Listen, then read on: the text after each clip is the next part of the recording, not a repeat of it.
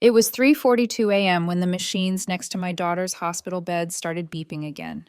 Not the kind of panic beep, but the subtle kind that reminds you life is still fragile. I hadn't slept in 2 days. My spine was screaming from the vinyl chair I'd made my home in the PICU, and I was afraid that if I closed my eyes, I'd miss something. The room was cold, quiet. I glanced at Ava, 8 years old, my world, fighting off a severe post-op infection that wasn't supposed to happen. Her tiny hands, poked with IVs, looked too still. I checked my phone just to stay awake. The family group chat, where you'd expect some kind of support, was silent. Dead silent. My mom, my sister, my brother, nothing. Not even a, hey, how's she doing? But then it lit up. A message from my sister, Lindsay. Mom says you should help with the honeymoon. You're rich now, right? No asking how Ava was, no, how are you? Just that. I stared at the screen for a good 5 minutes, thinking maybe I was sleep deprived and reading it wrong. But it was there, plain as day. I didn't respond. I opened my banking app instead. I'd just gotten paid from a consulting job that took 6 months of back-to-back 18-hour days. And yeah, I'd been doing better lately. Not yacht money rich, but comfortable. My family noticed. Funny how they always notice the money, but never the effort behind it. I scrolled through my recent transfers.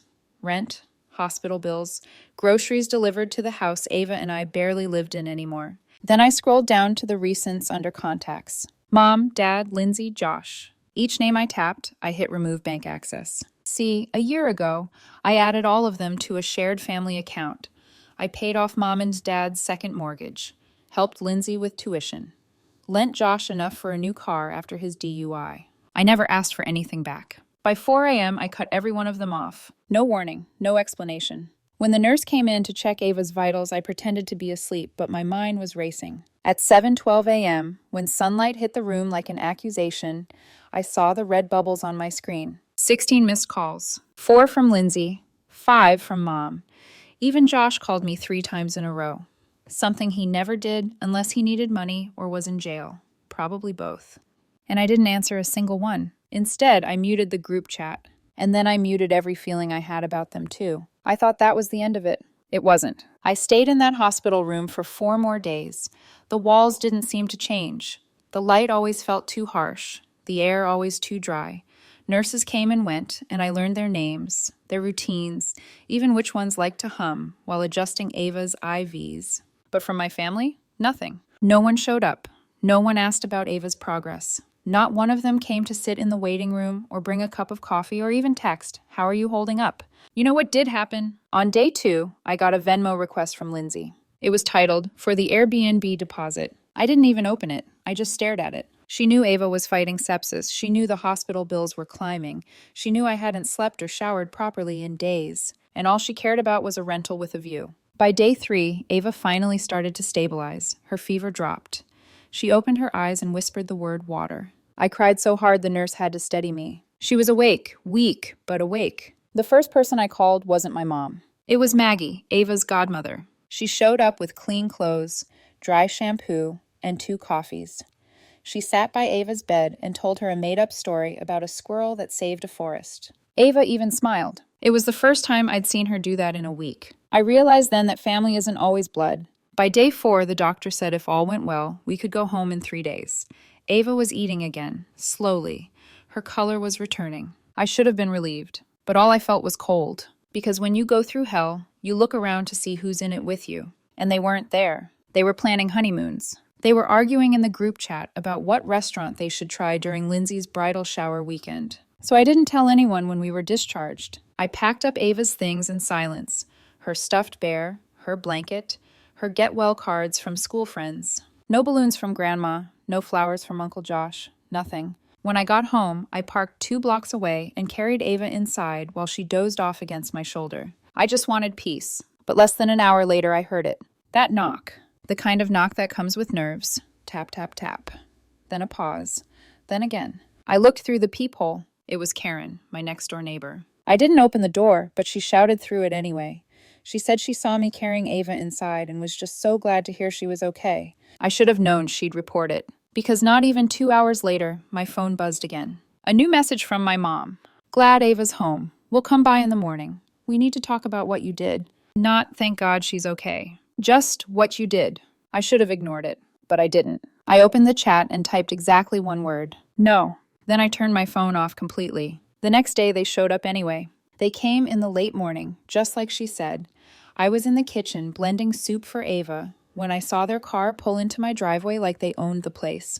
First my mom, then Josh behind her, and Lindsay wearing sunglasses like she was attending a brunch, not a confrontation. I didn't open the door. They rang the bell 3 times. Then came the knocking. I just stood there, watching from behind the curtain, waiting to see how long they'd last. Ava was asleep in the living room, wrapped in her favorite throw blanket, her little chest rising and falling steady for once. Then I heard something that made my stomach drop. Josh said, loud enough for me to hear through the door, "She's doing this for attention. Nobody's actually that busy with a kid." My mom didn't even correct him. That was it. I opened the door. I didn't invite them in. I didn't offer coffee. I didn't say hi. My mom started talking before I could even breathe. Something about how they didn't appreciate being cut off without warning, and how I made a commitment to this family. I cut her off. I asked one question. "Do you even care what happened to Ava?" There was this pause. Just a second too long. Lindsay rolled her eyes. Josh mumbled something like, "Kids get sick. She's fine now, right?" I think that was the first time I ever felt something physically break inside me, like a string snapped and everything just unraveled. I told them to leave. I told them I didn't want to see them anymore. Not at birthdays, not at holidays, not ever. And that's when my mom, the woman who raised me, looked me in the eye and said it. "We're not going to grovel over a stomach bug. You've changed, Brooke, ever since the money." She said stomach bug, as if sepsis was a mild inconvenience. As if Ava fighting for her life had been an overreaction. After they left, I sat on the kitchen floor with my back against the dishwasher and cried like I hadn't cried the entire time Ava was in the hospital. Because I finally accepted it. They didn't love Ava. Not really. And they definitely didn't love me. They loved the version of me that gave them things. That's when I made a decision I hadn't been ready to make before. I called my lawyer the next morning. I had him start the process of removing them from everything. The will, the power of attorney, the emergency contact list, every part of my life where they still had access or control, gone. It wasn't even about revenge. It was about protecting the only person who ever really mattered. But something strange happened a few days later. I found Ava sitting by the window holding a drawing. It was a crayon picture of her and me, and 2 big figures labeled Grandma and Uncle Josh. She asked when they were coming back. I froze, because I realized no matter how much they hurt me, Ava still loved them. And I didn't know how to explain that sometimes the people who are supposed to protect you are the ones you need protection from. So I said I took her to the toy store and bought her something she'd always wanted. Ava didn't ask again for a few weeks. But when she did, I wasn't ready for what would come next. I thought I could fill the gap with gifts. The kind of things I used to say no to, not because I didn't want to, but because money used to be tight. But now I said yes to everything. The pastel dollhouse with the working elevator. The massive craft kit with more glitter than sense. The mermaid tent for her bedroom. I even cleared out the guest room and turned it into a surprise playroom overnight, with stars on the ceiling and fairy lights tucked behind sheer curtains. She smiled. She laughed. But I could still feel something under it, like her joy never fully touched the ground. A week went by. Ava was healing fast, eating better, moving around. I even let her go back to school half days. That's when it started. Her teacher sent a note home, folded into her lunchbox. It said Ava had stopped participating in group time, that she'd drawn a picture of a hospital bed during free art with a stick figure lying down, 2 X's for eyes. And when another kid asked who it was, she whispered, "Me." But Grandma didn't care. I stared at the note long after I read it, like maybe if I stared hard enough, the words would change. That night, while she colored on the living room floor, I asked her what she meant. She didn't look up, just shrugged. I said gently, "Grandma didn't come, huh?" She nodded. Then she said, "Did I do something wrong? Did I make her mad?" That question hit like a slap. I'd been so focused on shielding Ava from their absence that I hadn't considered what story she might be telling herself to explain it. I hugged her. I told her no, she didn't do anything wrong, that some people just make selfish choices. But her little face stayed unreadable. The next day, out of nowhere, my phone started blowing up. Missed call, unknown number. Then another. Then a voicemail. I played it on speaker without thinking. It was Lindsay. She was crying. She said something had happened. She didn't say what, just that she got it now, that she finally understood why I walked away. Her voice cracked on that part. And I heard something else in it too. Fear. Then I got a text from Karen. Of course it was Karen. "Did you hear about your brother?" I didn't respond.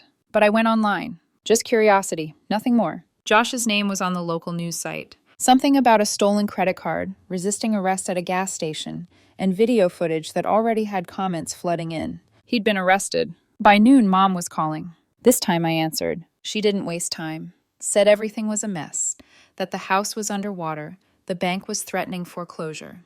Lindsay had canceled her wedding, and Josh might lose custody of his son. I didn't say anything. Then she said it quietly. We need you. Not we miss you. Not we're sorry. Just we need you. I hung up. I sat there across from Ava, who was giggling while wrapping a stuffed bear in toilet paper, pretending it was a cast. She looked so happy, and I realized I'd rather give her a fake hospital game than ever let her live through another real one. Still, a part of me hesitated, because as much as I wanted to protect her from them, she still missed them. And I wasn't sure if protecting her meant keeping them out or letting them back in just enough so she didn't grow up with the ache I had. Then, 2 days later, they showed up again. All of them. But this time they weren't angry. They weren't entitled. They were crying. They came on a Sunday afternoon, no warning. Just a soft knock at the door that made my stomach tighten. I peeked out and saw all three of them standing there. My mom, Josh, Lindsay. No smiles, no fake warmth, just silence, and the weight of everything they hadn't said for weeks. Ava was upstairs playing with her new walkie-talkies, pretending she was in a submarine. I opened the door a few inches, still not sure if I'd let them in. My mom was the first to speak. Not with a lecture, just we want to apologize. I let the door open fully. They didn't try to hug me. That told me this time was different. They knew they didn't have that right anymore. Inside, I didn't offer seats or water. I stood near the entryway and waited. Lindsay spoke first. She said everything in her life was falling apart, that the wedding was off, that her fiancé told her she didn't know how to care about anyone but herself. She said she started therapy 2 weeks ago, that her therapist asked her, "When was the last time you showed up for someone without expecting anything back?" And she couldn't answer. Josh said he was out on bail, that the card he used wasn't stolen. Not technically. It was from his old job, and he thought they'd let it slide. They didn't. His court date was coming up, and his ex was threatening full custody of their son. Then came my mom. She looked around my house like she didn't recognize it anymore. She said quietly that she was wrong, that she didn't show up for Ava because she didn't know how to deal with the fear, that when she was young, if something scared her, she shut down, and she never learned another way. Then she said something I didn't expect. "You were never supposed to fix us, Brooke, but we let you think you had to." There was a silence after that, long enough that I could have ended the conversation right there, but I didn't. I told them what they did hurt me deeply. Not just their absence when Ava needed them, but the fact that they still tried to take from me, even while I was watching my child nearly die. I told them the damage wasn't just between them and me now. I reached Ava, and they all went quiet again. I didn't yell. I didn't cry. I didn't offer comfort. I just told them the truth. Then I said the part I hadn't planned on saying. "Ava misses you." My mom's eyes filled up instantly. Lindsay covered her mouth. Josh just looked down. I told them if they wanted back into her life, it wouldn't be through me. They'd have to earn it. Day by day. Show up. Be present. No gifts. No promises. Just effort. They agreed. Not eagerly. Quietly. Like people who finally realized they were standing on thin ice. Later that night, I sat with Ava and told her they wanted to visit. She asked if they were mad at her. I said no. I said, sometimes grown-ups make bad choices and don't know how to fix them. She was quiet for a second. Then she asked if Grandma could see her new star projector. The next afternoon, they came back. Ava ran straight to my mom without hesitation. She grabbed her hand, pulled her to the living room, and flipped the lights off to show her how her ceiling turned into the night sky. My mom looked up and whispered, "Wow." I stood in the hallway, arms crossed, watching like a security guard. Still unsure, still guarding the door in my heart. I wasn't ready to unlock it yet, but something small cracked. Not forgiveness, but maybe the space for it, and for now, that was enough. The visit started slow. Once a week, then twice, always on my terms. They didn't push. They brought coloring books, asked Ava about school, listened when she talked about Jupiter like she had plans to move there. They didn't ask me for anything, and I didn't give them anything. I stayed on the sidelines watching, measuring. 3 weeks went by, then 4, and then something strange started happening. First, I got a message from an old classmate of Lindsay's. We weren't close, barely acquaintances. But she messaged me late one night and said, "Hey, not my business, but I saw Lindsay posting about Ava. She said she's trying to be a better aunt. Just wanted you to know people are noticing." I didn't respond, but I saw the post later. It was a drawing Ava had made, the family standing under stars. And Lindsay had written, "Trying to be the aunt she deserves." It didn't fix anything, but it didn't sting either. A few days later, I heard from Josh's ex. She called me out of nowhere and said, "Whatever you said to him, thanks. He's showing up more." I don't know what changed, but he actually called his son just to ask how school was. Even the court gave him supervised visitation instead of full custody loss. He texted me a week later just to say, "I'm clean now, day 24. That was it. Then came my mom. One afternoon, she stayed behind after Ava went up for her nap. I was in the kitchen cleaning up, expecting the usual awkward goodbye. Instead, she pulled out something I didn't expect. A checkbook. I froze. She said she sold some old jewelry and paid off a lingering debt, that she wanted to return a fraction of what I'd given them. Just a gesture. Just to say she was trying. I didn't take the check, but I didn't throw it back at her either. Instead, I said something I hadn't planned to. "I'm glad Ava has you again. I'm just not sure I do." She nodded. She said, "That's fair."